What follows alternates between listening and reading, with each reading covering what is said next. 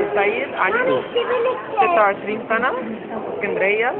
عايشة في الغردقة، ليسانس آداب. حضرتك ايه رأيك في لجنة التحكيم؟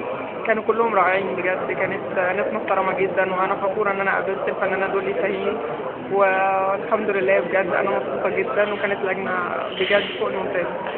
ترتيبك الكام حضرتك؟ الثانية. الثانية.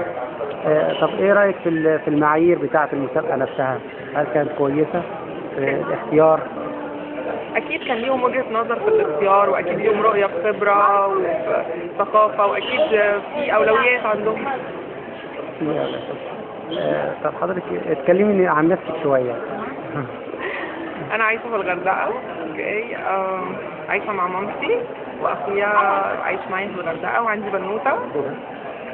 بابايا عايش في أمريكا، وطبعا بتمنى إن هو يبقى فخور بيا، وأتمنى إن كل عيلتي في اسكندرية تبقى فخورة بيا.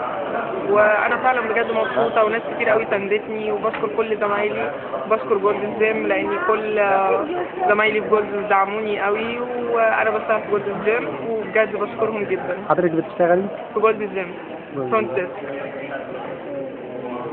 طب حضرتك كلمة توجهيها لمصر، يعني احنا هو عاملين المهرجان ده عشان مصر بلد الأمن والأمان، انت ايه بتقوليه هنا برضه عايزة اقول ان بلدنا حلوة قوي، وبجد لازم نحافظ عليها، ولازم نحب بعض اكتر من كده، لان احنا بجد محتاجين نحب بعض، لان الحب هو اللي هينجحنا ويرجعنا للحاجات اللي كنا بنفخر بيها زمان.